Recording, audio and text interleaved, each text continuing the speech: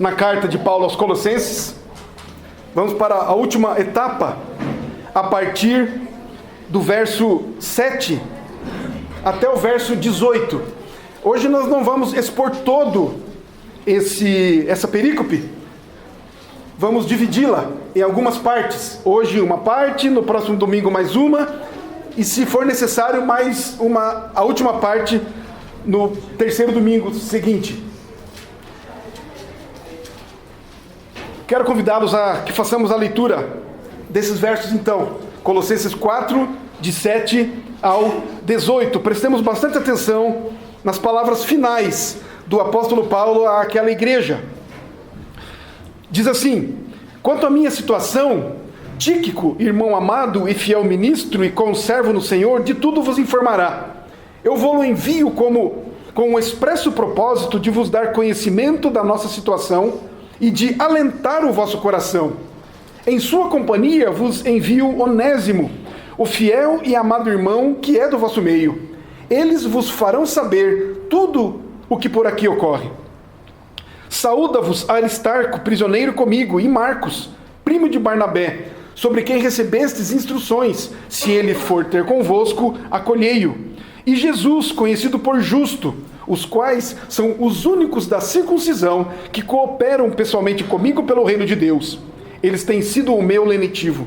Saúda-vos Epáfras, que é dentre vós, servo de Cristo Jesus, o qual se esforça sobremaneira, continuamente por vós, nas nossas orações, para que vos conserveis perfeitos e plenamente convictos em toda a vontade de Deus.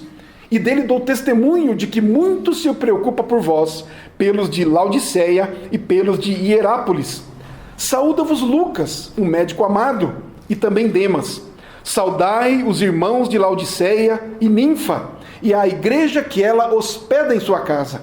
E uma vez lida esta epístola perante vós, providenciai porque seja também lida na igreja dos Laodicenses, e a dos de Laodiceia, lede-a igualmente perante vós. Também dizei a Arquipo, atenta para o ministério que recebeste no Senhor, para o cumprires. A saudação é de próprio punho. Paulo, lembrai-vos das minhas algemas, a graça seja convosco.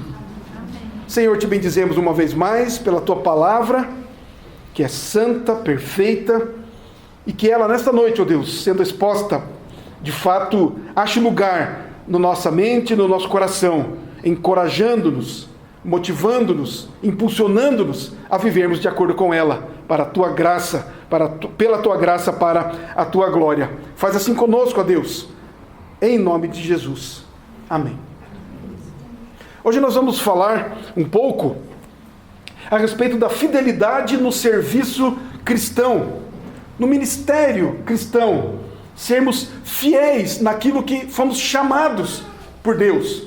Se somos crentes, cristãos, filhos de Deus, fazemos parte do seu povo, da sua família, temos uma missão, temos uma vocação, temos um ministério, um serviço a realizar, portanto, diante de Deus e diante dos homens. Aqui, antes de finalizar, antes das suas despedidas, das suas saudações, como podemos ver ali no versículo 10, o apóstolo Paulo menciona 2 companheiros de missão.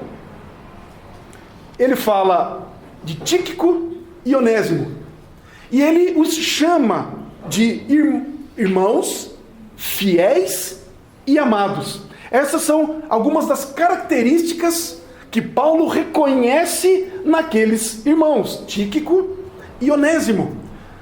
A Tíquico é acrescentado o termo conservo no Senhor, ou seja, Tíquico é visto por Paulo como um servo de Cristo, tal como Paulo era servo de Cristo. É isso que significa ser conservo, é servo com, não é? Servo junto com Paulo. E a respeito de Onésimo, lembramos de Onésimo. Onésimo é da região de Colossos, conforme está descrito aqui nesses versos.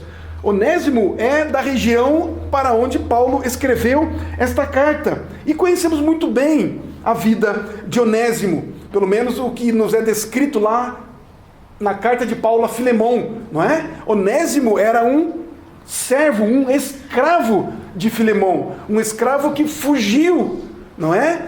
Da casa de Filemão, da servidão de Filemão, do senhorio, melhor dizendo, de Filemão. Mas ele foi então encontrado por Paulo, ele conheceu a Paulo em Roma, foi evangelizado e converteu-se ao evangelho, portanto, do Senhor Jesus. E Paulo então agora nomeia, não é? Fala deste Onésimo, que ele vai agora então voltar lá para Colossos junto com Tíquico. E ele então chama este Onésimo, um ex-escravo de Filemão, mas agora um escravo de Cristo, um fiel servo e amado do Senhor Jesus. É importante notar que Paulo os recomenda aos colossenses, dizendo que Tíquico e Onésimo vão dar notícias a respeito de Paulo e os seus companheiros que estão presos em Roma. Como é que eles estão? Como é que eles passam? Certo que há 2000 anos atrás a comunicação não era tão fácil e farta como é nos nossos dias. Não é mesmo? Como será que estariam os irmãos em Colossos, não sabendo de Paulo? Apesar de Paulo nunca ter visitado Colossos, mas aqueles crentes de Colossos tinham Paulo em grande conta, pois Paulo ensinou a Epáfras, e Epáfras era pastor na igreja de Colossos. Mas como é que está Paulo? Como é que estão os demais companheiros de missão de Paulo? Como é que eles estão se sentindo com a ausência de Paulo, com a ausência de Epáfras, que era o seu pastor? A preocupação, portanto, de Paulo em escrever uma carta, enviando então Tíquico e Onésimo, para que lá eles deem todas as informações de como é que estão Paulo e os seus irmãos na fé. Que grande preocupação do apóstolo em saber como é que a igreja está. O que ela está se sentindo na falta dos seus pastores. Então Paulo se preocupa com isso. Paulo então encaminha e envia Tíquico e Onésimo para que eles então alentem o coração, consolem o coração daqueles crentes. Aqui já dá para nós aprendermos alguma coisa. Como tem sido o nosso pensamento em relação aos demais irmãos? Que cuidado nós temos com a fé que os nossos irmãos professam? Que tanto está na nossa mente, como na mente de Paulo e dos seus irmãos e companheiros de missão, tanto quanto na mente deles está na nossa mente, com relação a outros irmãos, em outros lugares. Como está a nossa mente e o nosso coração com relação à comunidade da fé, aos irmãos na fé, que tanto pensamos neles, que tanto lembramos deles, que tanto oramos por eles? Nos lembramos dos nossos irmãos apenas quando os vemos nos domingos? Como é a nossa relação com os irmãos na fé durante a semana? Trazendo para o nosso tempo, visto a nossa comunicação ser muito mais fácil, muito mais farta, não é mesmo? Mas a respeito de Tíquico, o que é que Paulo fala a respeito dele? Quanto à minha situação, no verso 7, Tíquico, irmão amado e fiel ministro e conservo no Senhor, de tudo vos informará. Eu vos envio com o expresso propósito de vos dar conhecimento da nossa situação e de alentar o vosso coração. Então é importante nós notarmos aqui o ministério de Tíquico. Não é de nenhum modo um ministério público e espetacular, não é mesmo? Tíquico é um irmão amado e fiel ministro e conservo no Senhor, diz Paulo. Ele é, na verdade, um fiel companheiro de Paulo e escravo do Senhor Jesus, porque é de fato o que significam essas palavras, conservo, não é? Servo com, escravo de Cristo, escravo do Evangelho do Senhor Jesus Cristo. Tíquico é alguém que Paulo honra e ama. Tíquico é um parceiro de missão. É alguém em quem Paulo pode confiar. E Paulo deseja elogiar a Tíquico quando escreve esta carta aos Colossenses. Paulo escreve esta carta, como nós estamos lendo aqui, com estas palavras. Aquele povo, aqueles irmãos de Colossos vão ler essa carta e vão ver a consideração, a honra, o amor que Paulo nutre por Tíquico. É um testemunho que Paulo dá àqueles crentes a respeito de quem Tíquico é. Nós vemos em outros lugares Tíquico sendo mencionado. Em Atos capítulo 20, no verso 4, nós vamos ver ali que Tíquico faz parte de uma equipe, ou da equipe missionária de Paulo. E sabemos que Paulo tinha uma equipe bastante diversificada, multiétnica. Era uma equipe multinacional.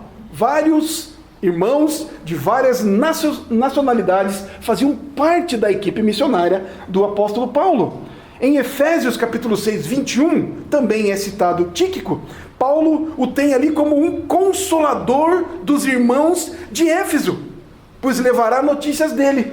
Além de Paulo ter entregue a carta aos Colossenses para que Tíquico e Onésimo levassem para Colossos, Paulo também entregou a carta aos Efésios para que Tíquico entregasse a carta aos Efésios.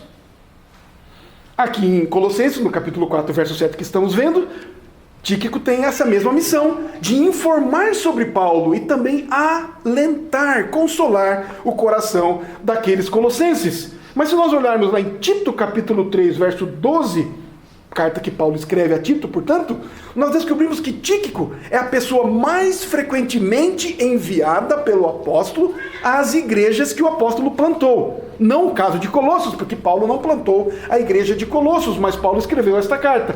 Provavelmente como o portador da sua carta para elas e para informar aos cristãos de lá, dessas igrejas todas, como estão as coisas com Paulo. Que é exatamente o que Paulo fala no verso 8 desta carta e que nós acabamos de ler. Eu vou envio com o expresso propósito de vos dar conhecimento da nossa situação e de alentar o vosso coração. Paulo disse coisas, Paulo deu várias informações para Tíquico e nós não temos essas informações.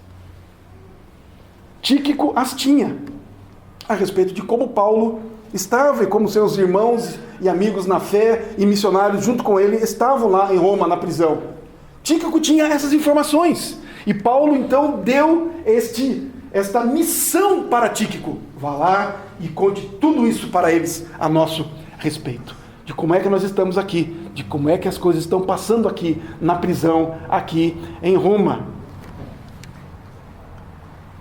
Tíquico então, nós podemos dizer, ele era o carteiro do apóstolo Paulo. Era alguém que levava as informações. É o ministério dele. É o trabalho de Tíquico. É o que Tíquico foi chamado a fazer. Ser um carteiro. Esse era o ministério dele. É um ministério simples, não é? Talvez podemos dizer que hoje seja um ministério simples. Mas será que era um ministério simples nesta época? Tíquico era alguém que tinha convívio com um prisioneiro, com um presidiário. Tíquico foi alguém que recebeu então notícias, cartas, por conviver ali por algum tempo com Paulo e com os demais presos do Império Romano e estavam presos aguardando o julgamento por andarem e viverem contra o próprio Império Romano, por pregarem contra o Senhor do Império Romano, ou que se dizia Senhor, Júlio César, o imperador.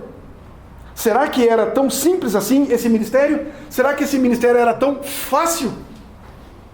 Por um lado é simples, simplesmente entregar alguma carta, simplesmente ser um carteiro, algo sem glamour, algo sem expressão, não é isso? algo que não lhe confiava, não lhe trazia seguidores. Ninguém seguia a Tíquico. Não vemos em lugar algum alguém seguindo a Tíquico. Portanto, um ministério simples, alguém que não estava em evidência, alguém que não impressionava as pessoas com a sua oratória. Em vez disso, ele viajou com Paulo por várias cidades e também, quando Paulo obviamente estava plantando essas igrejas, e também foi a diversas congregações, simplesmente para entregar as cartas de Paulo. Podemos aprender outra coisa aqui. Podemos aprender que nem todo ministério precisa ser público para ser válido ou significativo. Nós aprendemos aqui que alguns ministérios na Igreja de Cristo estão em segundo plano. Aprendemos aqui que alguns ministérios na igreja servem de apoio. É um ministério escondido. É um ministério nos bastidores. É um ministério que não está em evidência.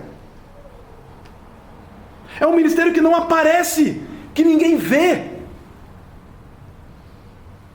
É um ministério, portanto, que ninguém elogia, que ninguém percebe. Esse era o ministério de Tíquico. Lembram-se de João Batista? Pelo contrário, não é? Podemos lembrar aqui, João Batista era alguém que ficou em evidência. Ficou tanto em evidência que muitos dos seus discípulos chegaram a dizer: olha, está chegando esse tal de Jesus aí e está tomando os seus discípulos. Você não vai fazer nada? Você vai deixar por isso mesmo? E aí qual foi a resposta de João Batista? Convém que ele cresça e que eu diminua. Eu não sou digno nem de chegar aos seus pés, nem de mexer nas suas sandálias.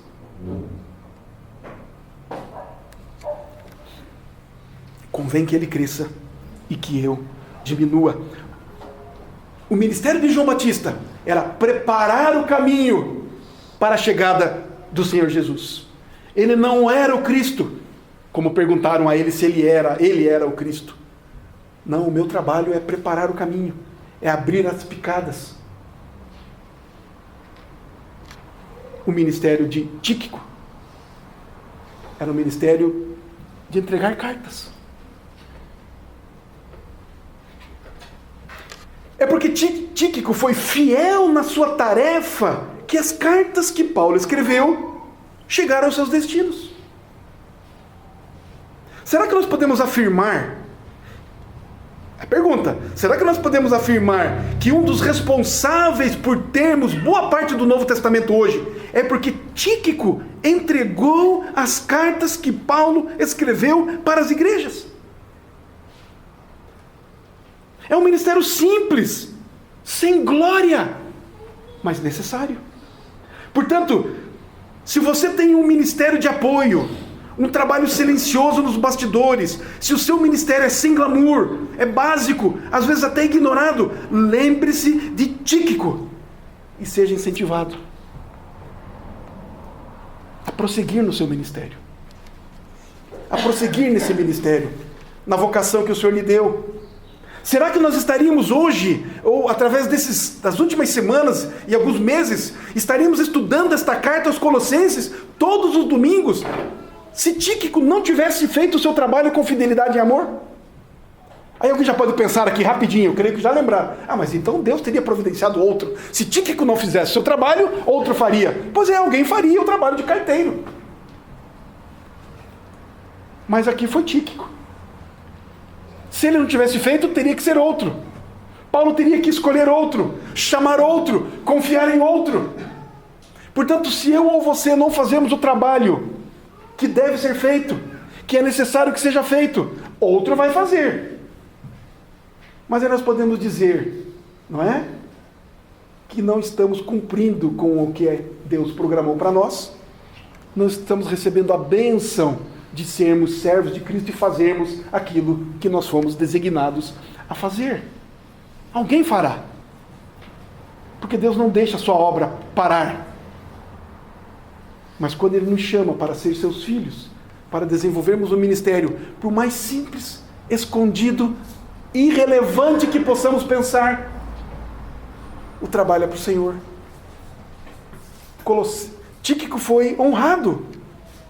A igreja de Colossos ficou sabendo que Paulo tinha a Tíquico como, ou em grande estima. E nós estamos sabendo disso hoje também. E todos quantos já leram através da história esta carta, souberam e sabem a respeito de Tíquico.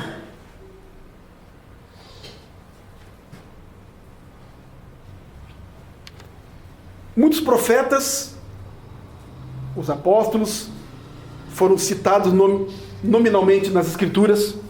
Alguns heróis da fé, alguns homens e mulheres estão citados nas páginas das Escrituras. Tíquico, Onésimo, tantos outros aqui. Mas há muito mais, milhares de milhares, milhões e milhões de cristãos na história do povo de Deus, que nem sequer sabemos os nomes, que viveram, pregaram o Evangelho, fizeram serviço, foram fiéis e amaram o Senhor.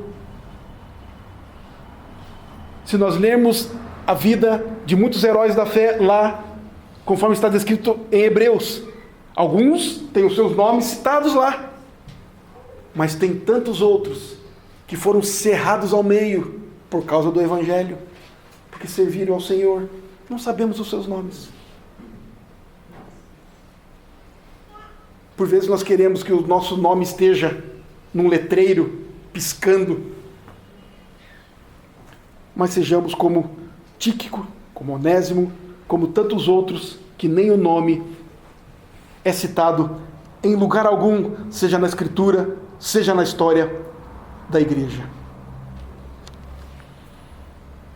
Que trabalho vital Tíquico fez. Não é a admiração e o louvor de homens e mulheres que definem a importância ou o valor de um ministério. É ser um amado irmão ou irmã, um servo fiel, um companheiro e escravo no Senhor. Isso é o que realmente importa. Fidelidade à tarefa que nos foi confiada. Cumprir a nossa vocação. Uma vez mais eu digo, irmãos e irmãs, lembremos-nos de Tíquico e sejamos encorajados a trabalharmos na obra do Senhor com amor, com fidelidade. Ainda falando sobre esse tema, vamos ali para os versos 12 e 13 do nosso texto em Colossenses. Capítulo 4, os versos 12 e 13. Olha o que nos diz aqui. Saúda-vos Epáfras, que é dentre vós, servo de Cristo Jesus, o qual se esforça sobremaneira, continuamente por vós, nas orações, para que vos conserveis perfeitos e plenamente convictos em toda a vontade de Deus. E dele dou testemunho de que muito se preocupa por vós, pelos de Laodiceia e pelos de Hierápolis. Quem era Epáfras? Epáfras foi aquele que plantou a igreja de Colossos. E pelo entendimento que temos aqui deste texto, Paulo está preso. Epáfras está preso com Paulo. Está junto com Paulo lá em Roma. Pois ele diz aqui, não é? Saúda-vos Epáfras, que é dentre vós. Epáfras está mandando uma saudação para a igreja de Colossos, para onde Tíquico vai levar a carta. Epáfras, o que nos diz o texto? O que Paulo fala a respeito de Epáfras? Diz que Epáfras está sempre lutando em favor dos colossenses em suas orações. Epáfras é um homem de Deus que ora em favor dos colossenses. Ele está longe de Colossos, mas ele está pensando neles, lembrando deles, lutando em oração em favor deles, para que eles amadureçam na fé e permaneçam firmes em toda a vontade de Deus. É interessante que Paulo destaca aqui sobre o ministério de Epáfras. O que ele destaca? Não é a pregação de Epáfras, não é o pastoreio junto aos colossenses, ele não menciona isso. Olha, Epáfras foi alguém que, enfim, pastoreou vocês, pregou para vocês, não fala nada disso, mas a grande característica do ministério de Epáfras era a oração, a persistência, a luta daquele homem de Deus em favor daqueles crentes de Colossos nas suas orações. Epáfras está com Paulo, Epáfras está em Roma, Epáfras está longe da sua igreja, mas ele está fazendo o quê? Ele continua pastoreando aqueles irmãos através das suas orações, cuidando daqueles crentes, orando por eles. Nós podemos cuidar dos irmãos, nós podemos pastorear os irmãos, nós podemos ter comunhão com os irmãos quando oramos por eles. Nós não temos comunhão com os irmãos apenas quando nos encontramos com eles, quando estamos juntos deles. Temos sim, é muito precioso, é necessário, é muito gratificante, nos alegramos quando estamos juntos. Mas e quando estamos longe? Oramos pelos irmãos. Lembramos deles. Oramos pela vida de cada um dos nossos irmãos, que aos domingos se assentam do nosso lado, mas durante a semana estão longe, estão nos seus afazeres. Lutamos por eles em oração, para que eles se mantenham firmes na fé, para que não caiam nas tentações, para que não pequem. Oro pelos irmãos. Os irmãos oram por nós. Oramos uns pelos outros. Intercedemos junto ao trono da graça do Senhor pelo nosso irmão. Confessemos, irmãos, será que a oração é uma das principais características da nossa vocação, do nosso ministério, do nosso chamado, da nossa vida cristã? Será que é? Será que a oração é uma prática constante do nosso dia a dia? E o que dizer de nós, pastores, presbíteros, diáconos, líderes na igreja de Cristo? Será que isso faz parte do nosso ministério? A oração pelo rebanho que Deus nos confiou? A perseverança, a luta na oração em favor dos nossos queridos? Daqueles a quem Deus colocou, confiou a nós? Abra sua Bíblia lá em Atos, capítulo 6. Aqui nós vemos a instituição dos diáconos. Os irmãos conhecem o texto. Nós sabemos o que estava acontecendo na recém-nascida igreja do Senhor Jesus. Judeus e gentios estavam sendo agregados à igreja, chegando à igreja, convertendo-se, não é, ao Evangelho de Jesus Cristo. E aí o texto vai dizer para nós aqui que as viúvas gregas estavam sendo deixadas de lado na distribuição do pão, ou no auxílio, na assistência. Estava aqui como que surgindo uma pequena discriminação, não é?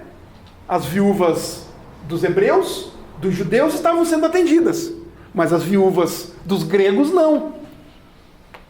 E como vinha aumentando muito o número dos crentes, os apóstolos não estavam mais dando conta de atender a todos. E eles resolveram o que então? Inspirados pelo Espírito Santo de Deus, falaram assim: vamos eleger alguns homens para que façam essa tarefa, para que cuidem e assistam, portanto, as mulheres e todas as necessidades do povo que está se achegando. E no versículo 4 de Atos 6, diz assim: e quanto a nós os apóstolos, nos consagraremos à oração e ao ministério da palavra.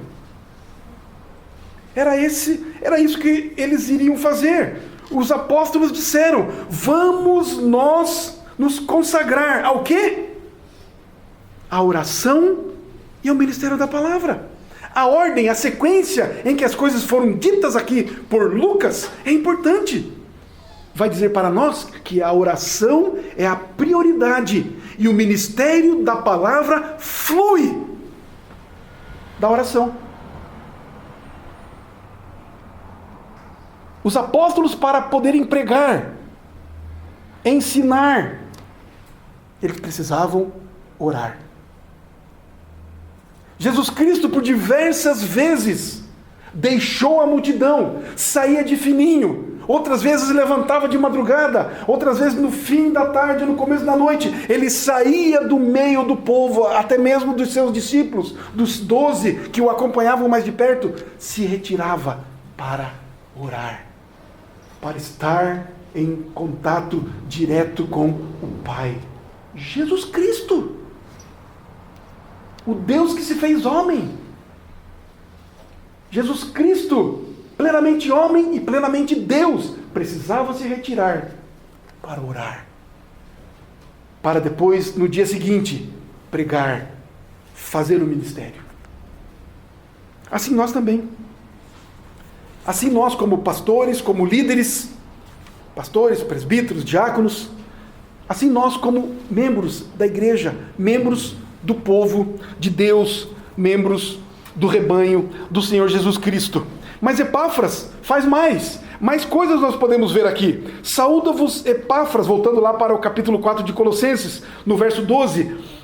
Saúda-vos Epáfras, que é dentre vós, servo de Cristo Jesus, o qual se esforça sobremaneira, continuamente, por vós nas orações. Não eram orações ocasionais, eram contínuas, sempre. Nós não podemos ignorar aqui o continuamente. Ele sempre orou por eles. Há uma diligência, uma consistência, uma persistência, uma perseverança de Epáfras em orar em favor daqueles crentes de Colossos. Ele nunca deixou de orar a Deus pelo rebanho que lhe foi confiado. Mais do que isso, ele sempre se esforça sobremaneira. Ele lutou em oração por eles. Isso é desafiador, não é? Nós orarmos sempre, persistentemente, continuamente, por alguém, por algo. Qual foi a última vez que nós lutamos em oração por alguém?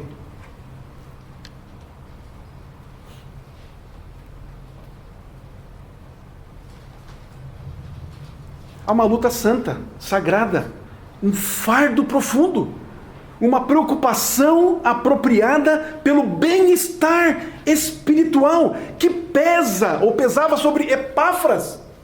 E por isso ele luta, por isso ele não desiste, por isso ele persiste. Ele sabe da fraqueza do povo de Deus, pois ele é fraco, ele é pecador. Ele sabe da fraqueza dos colossenses.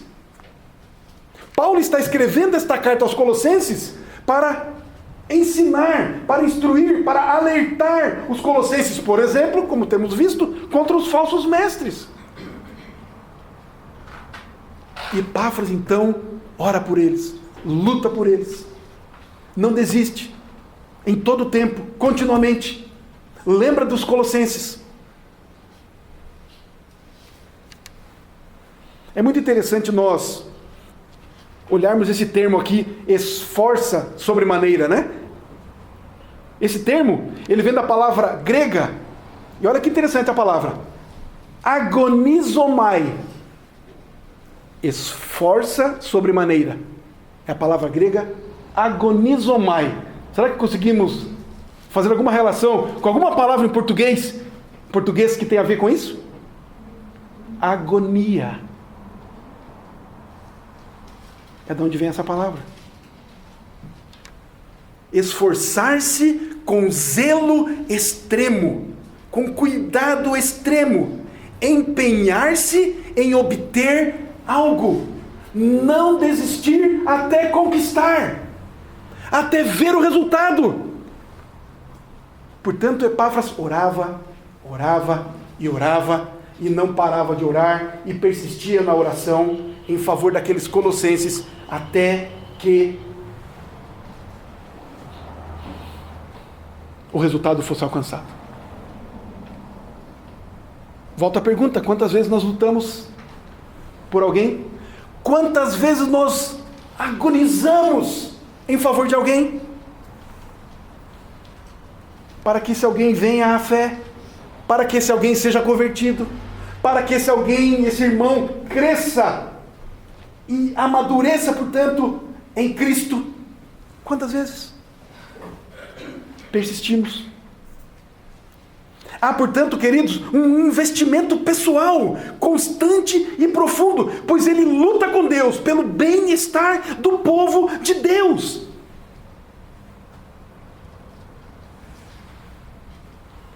Pelo que ele ora?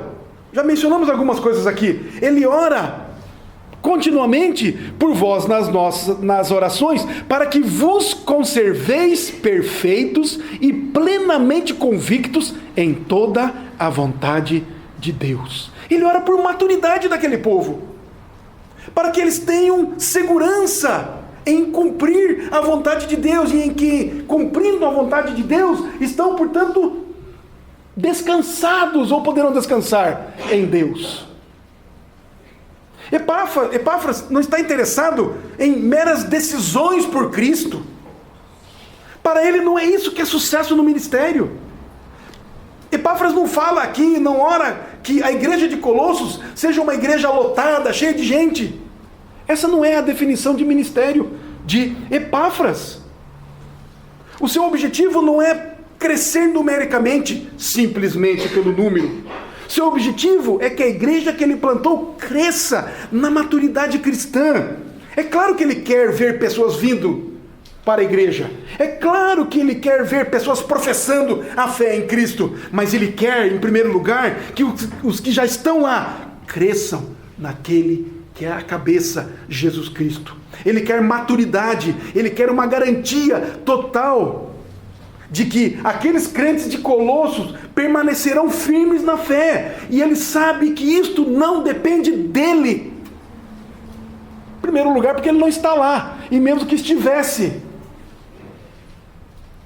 depende da graça de Deus, do poder de Deus, agindo, atuando, através da palavra e do seu Espírito, na vida, na mente e no coração daqueles crentes de Colossos.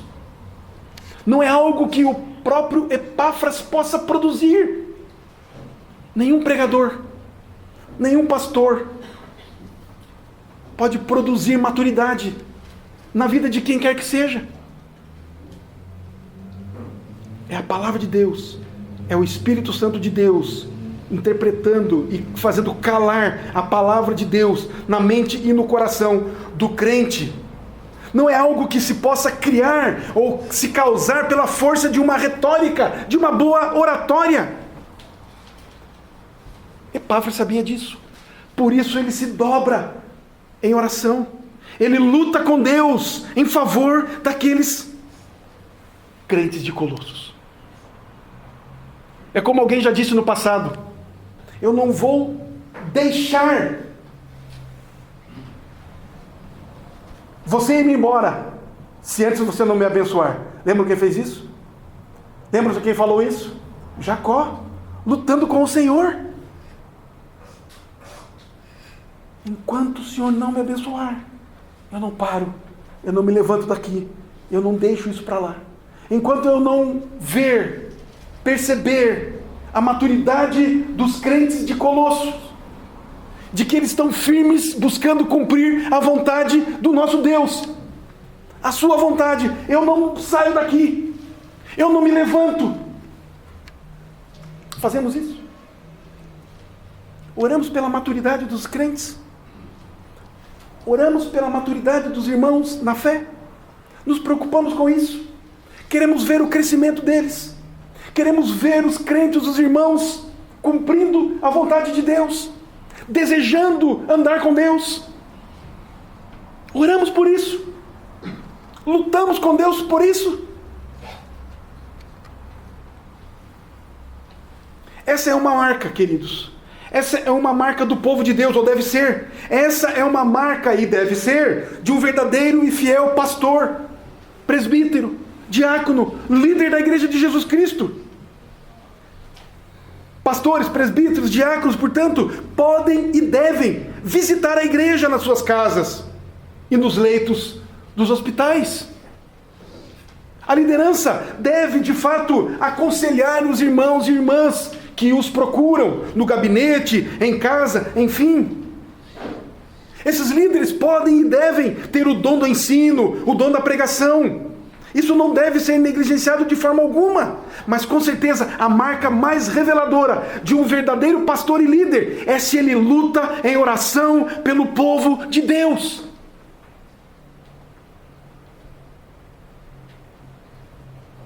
Nós podemos pregar todos os domingos, ensinar em outros dias da semana, mas se não oramos, que esperança de sucesso, não achei uma palavra melhor, temos quando abrimos a nossa boca para proclamar a palavra do Senhor?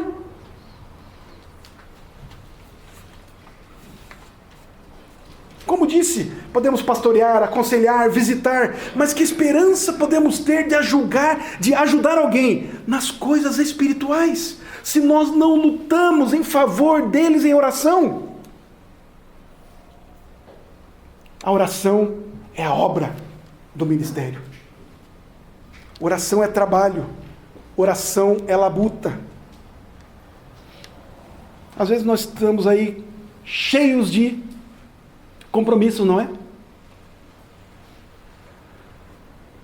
A famosa correria.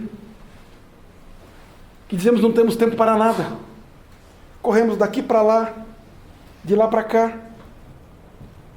Estamos fazendo, estamos agindo, estamos num ativismo maluco.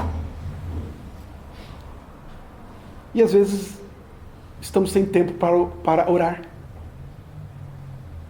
É claro que oramos enquanto caminhamos. É claro que devemos orar em espírito, como acabamos de ver poucos dias atrás. É claro que os filhos de Deus, o povo de Deus, os líderes da igreja de Deus estão sempre em oração. Mas será que temos um tempo específico dedicado em oração? Quando paramos com todas as outras coisas e oramos. A oração, queridos, portanto, da igreja, dos seus líderes e do rebanho, é prioritário. Seja no ministério pastoral, seja no ministério do rebanho do povo de Deus. Sejamos como Epáfras. Por último, para hoje, há um trabalho duro, portanto, que Epáfras realiza. Epáfras aqui, ele é elogiado por Paulo, não apenas porque ele luta em oração, mas pelo seu trabalho duro.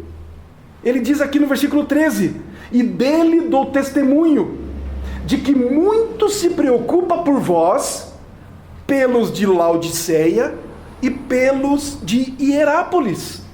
São cidades vizinhas, cidades do Vale do Lico, onde Epáfras passou, onde Epáfras pregou o Evangelho.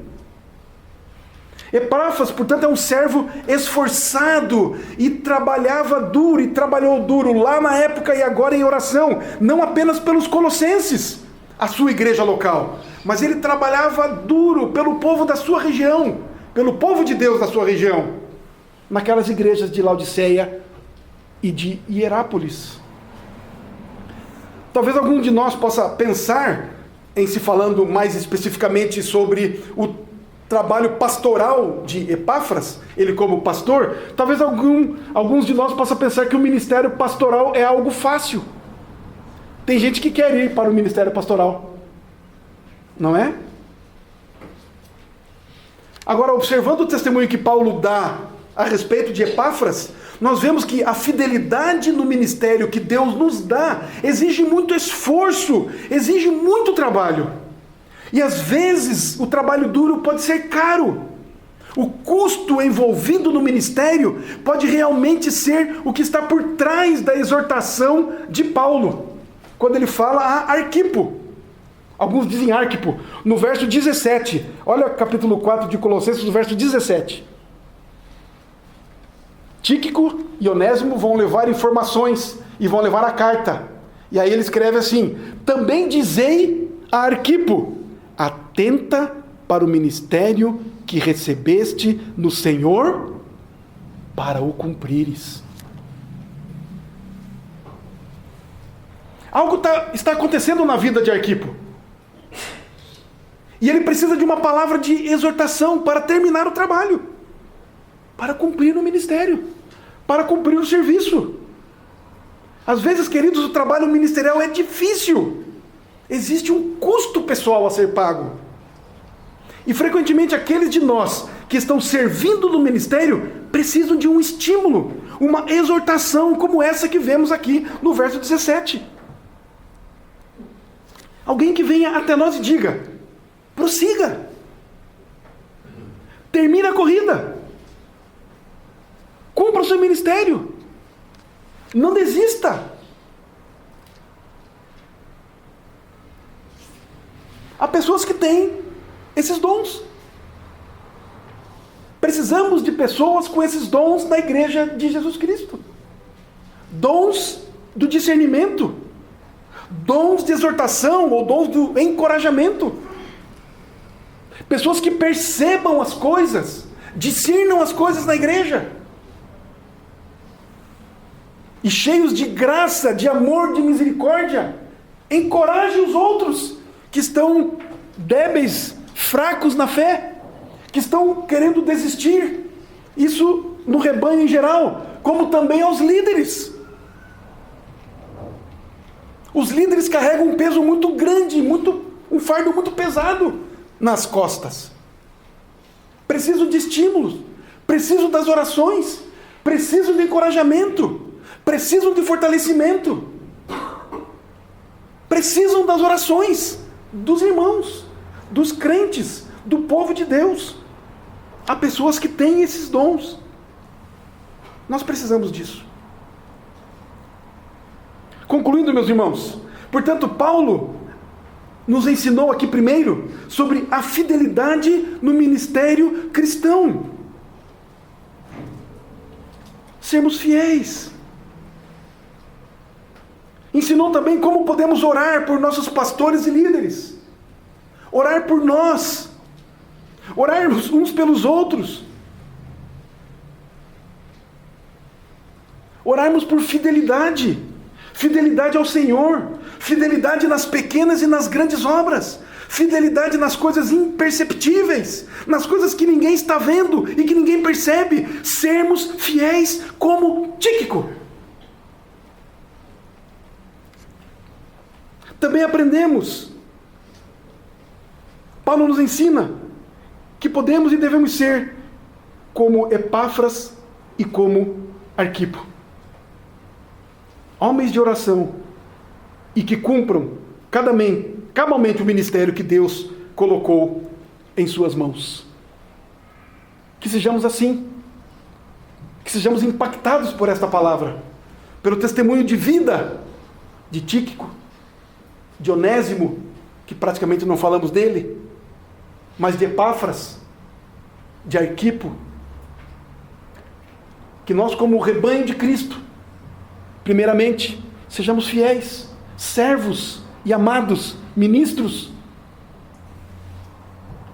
na igreja de Jesus Cristo. Não importa se o nosso trabalho é visto ou não, é reconhecido ou não, é grande ou não, façamos o trabalho que foi nos confiado. Quando algo chega à nossa mão para fazer, façamos. Pois se chegou à nossa mão, foi encaminhado, foi dado, foi entregue pelo próprio Senhor, façamos. Como também nós, os líderes, lutemos, nos empenhemos, oremos pela maturidade e o crescimento e maturidade do rebanho que Deus confiou a nós. Insistamos nisso. Não nos levantemos enquanto não vermos o povo de Deus maduro, que não vai ser levado por qualquer vento de doutrina, mas um povo firme, que conhece a vontade de Deus e busca com coragem, com amor, com fidelidade cumprir essa vontade, a vontade que está já revelada, registrada, não é segredo, não é mistério. Que sejamos, portanto, encorajados a cumprirmos o ministério que Deus deu a cada um de nós, para a glória dele, para a nossa edificação, para a salvação dos perdidos, em nome de Jesus. Amém. Vamos colocar